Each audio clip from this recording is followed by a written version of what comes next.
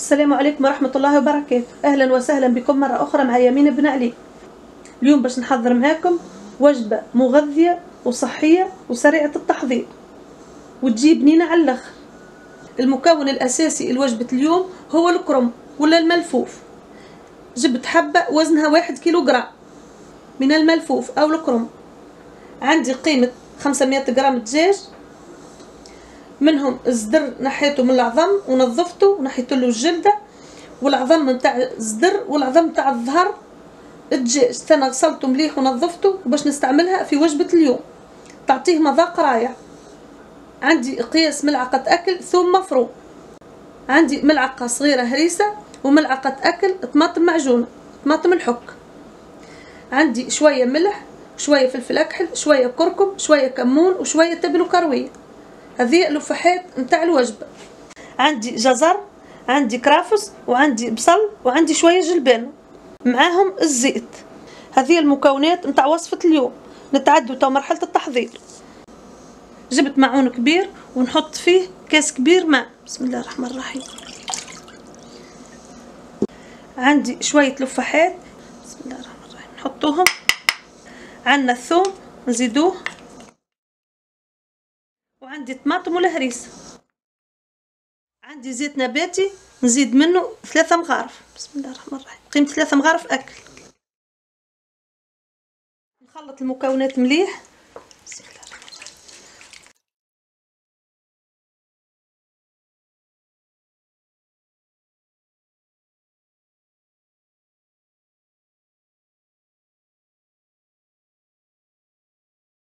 المكونات خلطتهم مليح كما تشوفوا.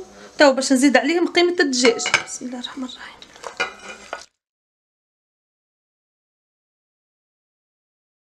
نخلطهم مليح.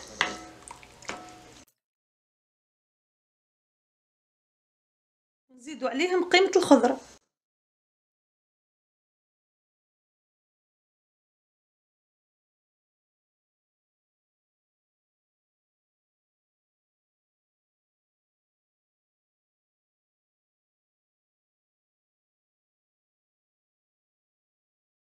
كما تشوفوا خلطت المكونات كاملة. تو باش نتركهم جانبا ونحضروا كعبة الكرنب ولا كعبة الملفوف. تو باش نحضروا مع بعض كعبة الملفوف ولا كعبة الكرنب. وجبت صحن بحذايا باش نستحقوا وتشوفوا معايا كيفاش تو نحلها.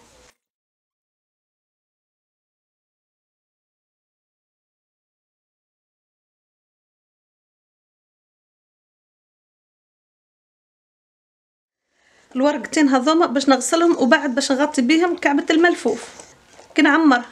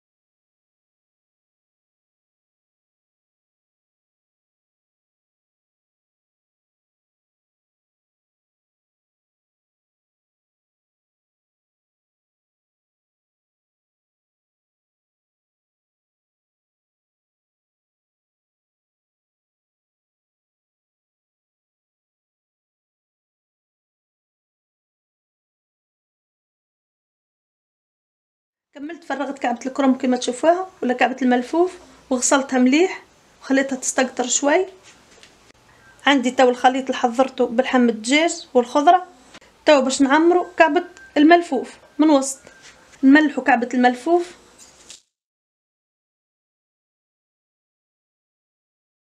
عملت لها شوية ملح من برا ومن داخل. تو باش نحط فيها شوية خضرة وشوية من قطع زدر الدجاج.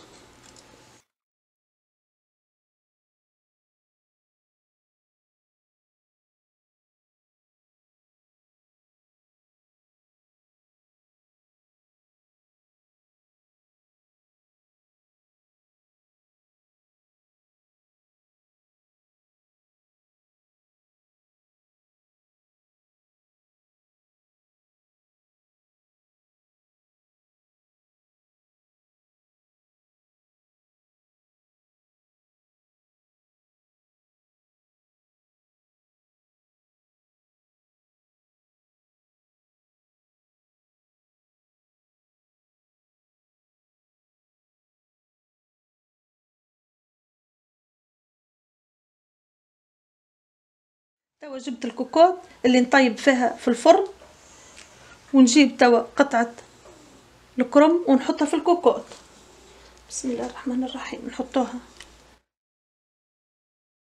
عندي القيمة الباقية من الدجاج والخضار والصوص باش نزيدها بالداير في الكوكوط. بسم الله الرحمن الرحيم. نقدو هكا.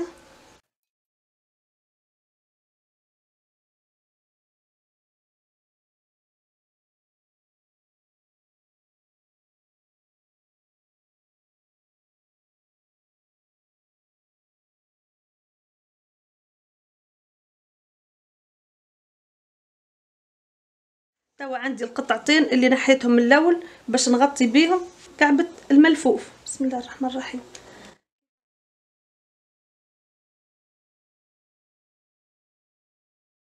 نزيدو كعبة اخرى.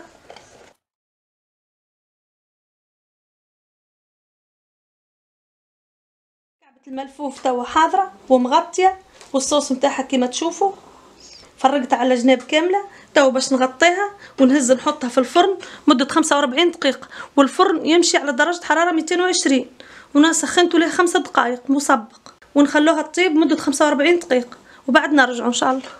بعد مرور 45 دقيقة والكوكوط في الفرن، حبيت نوريكم النتيجة النهائية. بسم الله الرحمن الرحيم. هذه كعبة الملفوف متاعنا.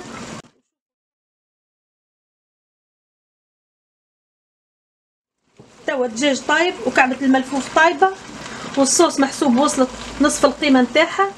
حبيتكم تشوفوا معايا الصوص تاعنا كيفاش وصلت نصف القيمة نتاعها. حضرت معاها شوية رز مفور.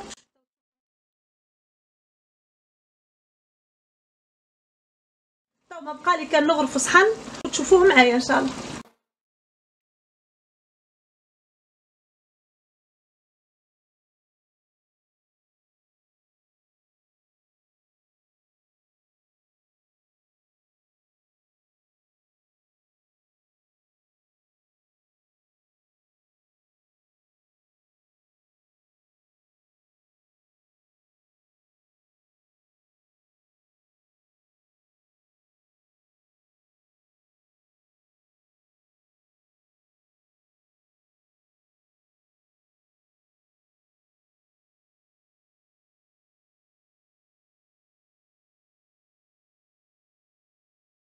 الوجبة نتاعنا حضرت كما تشوفوا. توا عندي شوية معدنوس مقصوص. بسم الله الرحمن الرحيم. نحطوا فوقها شوية كيف هكا. زدتها شوية معدنوس كما تشوفوا. المذاق نتاعها يجي من أبن ما يكون. الوسط نتاع الكرنب ولا الملفوف غسلته ونظفته وقصيته رقيق كيف هكا، وعملت فيه شوية معدنوس، وزدت قصيت معاه كعبة طماطم، وعملت فيه شوية زيت زيتونة وملح وعصرة قارص، وزينته بشويه زيتون وشطر كعبه قارص وقرين فلفل. تجي سلطه من ابن ما يكون. ان شاء الله تجربوها وتعجبكم. ان شاء الله تعجبكم دبارة اليوم ولا وجبه اليوم